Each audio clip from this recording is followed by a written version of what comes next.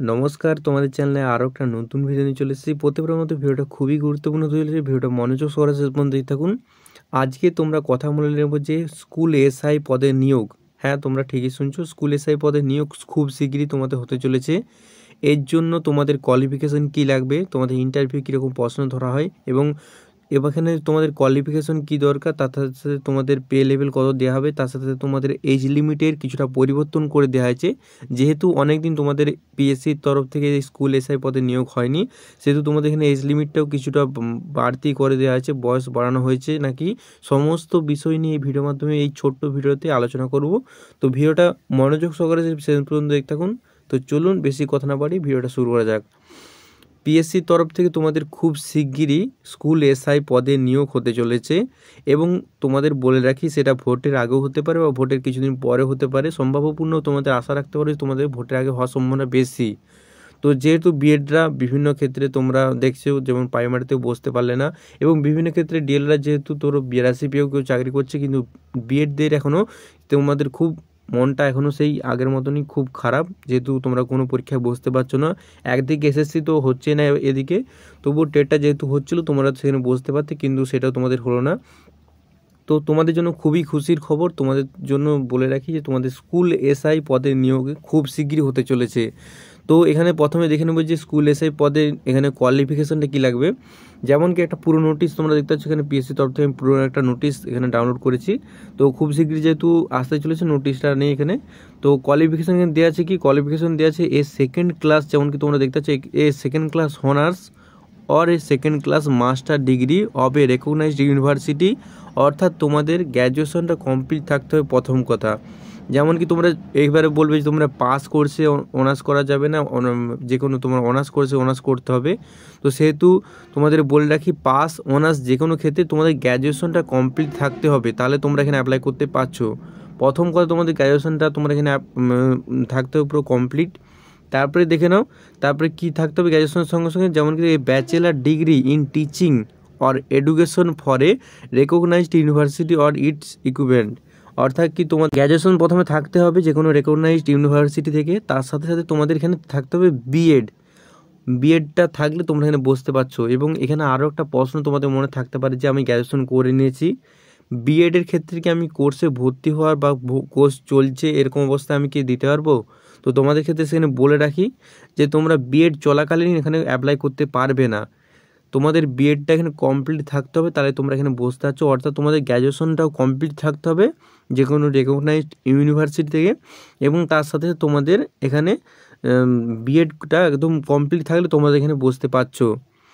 এবারে দেখতে হবে এখানে গুড নলেজ ইন বেঙ্গলি ও নেপালি, তোমাদের বাংলা এবং নেপালি ভাষায় খুব একটু দক্ষতা থাকতে হবে। রাইটিং যে কোনো একটা ক্ষেত্রে তোমাদের বেঙ্গলি আর নেপালির মধ্যে যে কোনো একটা স্পোকেন অ্যান্ড রাইটিং তোমাদের লেখা জানতে হবে, এবং তোমরা ভাষা তো জানো, মাতৃভাষা যেহেতু তোমাদের। এবং তারপরে কী লিখেছে, তারপরে তেমন কিছু তোমাদের নেই, মোটামুটি তোমাদের এখানে গ্র্যাজুয়েশনটা লাগবে এবং তার সাথে বিএড থাকবে, এবং তার সাথে নেপালি বা তোমাদের বেঙ্গলি যেহেতু মাতৃভাষা যাদের যেরকম স্পোকেন অ্যান্ড রিটিং তোমাদের থাকতে হবে। তারপর আরও কিছু কোয়ালিফিকেশন আছে। এবারে একটা খুবই গুরুত্বপূর্ণ টপিক দেখে নেব। যেহেতু তোমরা অনেকে ভাবছো যে অনেক দিন দীর্ঘ প্রতীক্ষার অবসান ঘটিয়ে অবশেষে স্কুল এসআইয়ের রিক্রুটমেন্ট হতে চলেছে, তো সেহেতু তোমাদের এজটা অনেকেরই অনেক বেশি অনেক বেড়ে যাচ্ছে, তো সেহেতু তোমরা কী করবে, তো এখানে বলে রাখি তোমাদের এজ লিমিট, যেমন কি তোমরা এই পুরনো নোটিশে দেখতে পাচ্ছ, এখানে দেওয়া আছে কত ডেটটা দেখতে পাচ্ছ তোমরা 1/1/2018 দেখতে পাচ্ছ, যেমন কি 1/1/2018-তে তোমাদের ডেটটা কী দিয়েছিল, নো মোর দেন 36 ইয়ার, অর্থাৎ তোমাদের 36 বছরের বেশি তোমরা এখানে অ্যাপ্লাই করতে পারছিলে না।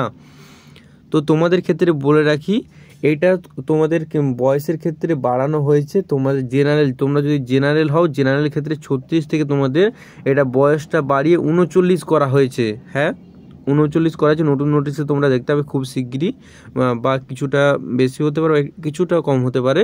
মোটামুটি তোমরা 39 ধরে রাখতে পারো, যেহেতু অনেক দিন দীর্ঘ প্রতীক্ষার অনেক দিন পরে হচ্ছে। এসটিদের ক্ষেত্রে তোমরা সেই জেনারেলের মতো একইভাবে নাও, যে তোমাদের 5 বছর এখানে ছাড় দেওয়া হবে, এক্সট্রা ছাড় দেওয়া হবে। এবং তোমাদের যারা ওবিসি আছো, ওবিসির ক্ষেত্রে তোমাদের বলে রাখি যে ওবিসির ক্ষেত্রে তোমরা এখানে যেরকম 3 বছরে পাও, 3 বছর একটু ছাড় দেওয়া হতে পারে। নতুন আসলে সেটা তোমরা অবশ্যই এখানে বুঝতে পারবে। তো এবার দেখে নেই যে এদের সিলেবাস কি থাকবে। তো অনেকেই জিজ্ঞাসা করতে পারো যে তোমাদের সিলেবাস কি থাকবে, স্কুল এসআই সিলেবাস অনেকে যেহেতু জানো, তো তোমাদের সেখানে বলে রাখি যে তোমাদের অ্যারিথমেটিক অর্থাৎ গণিত থাকবে, তোমাদের গণিত থাকে তোমাদের মোট 25 নাম্বারের, তার এবং গণিত মোট 25 নাম্বার, জিকে থাকে 25টা, এবং তার সাথে সাথে তোমাদের এডুকেশন থাকে, অর্থাৎ তোমাদের বিএড হিসেবে সেই যেটা থাকে সেই হিসেবে বিএড হিসেবে, সেহেতু তোমাদের এখানে এডুকেশন থাকে 50টা। তো এই হচ্ছে তোমাদের সিলেবাস। গণিত থেকে থাকে 25, তার সঙ্গে সঙ্গে জিকে থেকে থাকে 25 এবং এডুকেশন থাকে 50 নাম্বার। এটা তোমার বিএড হিসেবে তোমরা ধরে নিতে পারো। এর ক্ষেত্রে বলে রাখি তোমরা 12 ক্লাসের বইগুলো একটু দেখতে পারো, তো সেহেতু তোমাদের খুব হেল্পফুল হবে। এবং গণিতের ক্ষেত্রে তোমার যেহেতু জানো বিভিন্ন বই আছে বাজার চলতে, বিভিন্ন বই থেকে তোমরা সেটা পড়তে পারো। এবং জিকে তো জিকের ক্ষেত্রেও বিভিন্ন বই আছে, তোমরা সেখানে সকলে জানো যে যেহেতু কম্পিটিটিভ লেভেলে তোমরা সকলে আছো, তো জিকের ক্ষেত্রেও সেই বইগুলো তোমরা ফলো করতে পারো। এবং এখানে তোমাদের মেন ফোকাসটা থাকবে গণিতটা তোমাদের একটু ভালো করে করতে হবে, যাতে তোমরা একটু নাম্বারটা বেশি পেয়ে এগোতে পারো। তো এখানে সেরকম কিছু নেই। এবারে বলবে যে এরপর হচ্ছে তোমাদের ফাইনাল মেরিট লিস্ট। তো মেরিট লিস্ট প্রথম কথা বলে রাখি, তোমাদের এই যে এক্সামটা হবে, এক্সামটা হিসেবে হবে না, এক্সামটা হিসেবে তোমাদের মেরিট লিস্ট প্রকাশ হবে না। এই এক্সামটা হওয়ার পর তোমরা যদি এক্সামটা কোয়ালিফাই করতে হয়, তোমাদের একটা মোটামুটি তোমাদের একটা ইন্টারভিউতে ডাকা হয়। ইন্টারভিউতে ডাকা হলে তোমাদের ইন্টারভিউর সময় তোমাদের ইন্টারভিউটা হয় 100 নম্বরের ইন্টারভিউ হয়, যেটা উপর ভিত্তি করে তোমাদের ফাইনাল যে মেরিট লিস্টটা সেটা প্রকাশ করা হয়। এবং অনেকে প্রশ্ন করে যে ইন্টারভিউ মোটামুটি কী কী প্রশ্ন করতে পারে, যে এখানে তোমাদের প্রশ্ন করতে পারে যে তোমরা যেহেতু স্কুল এসআই, তো স্কুল এসে কাজটা কি, তোমরা যে শিক্ষকদের উপর কীভাবে নজর দেবে, শিক্ষকদের কীভাবে বোঝাবে, বিভিন্ন জটিল সংক্রান্ত বিষয়ের সময় তোমরা কীভাবে সেটাকে খুব সুন্দরভাবে উপস্থাপন করতে পারবে, এরকম অনেক প্রশ্ন থাকে ইন্টারভিউতে বিভিন্ন ক্ষেত্রে, তোমরা অনেক ক্ষেত্রে তোমরা দেখতে পারো সেগুলো।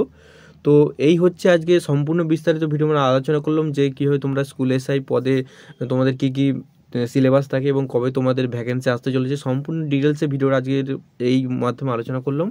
তো ভিডিওটা যদি একটু ভালো লাগলে বন্ধুদের মধ্যে শেয়ার করবেন, চ্যানেলকে সাবস্ক্রাইব করতে ভুলে না। দেখা হচ্ছে আরও গুরুত্বপূর্ণ ভিডিও নিয়ে। Thanks for watching this video.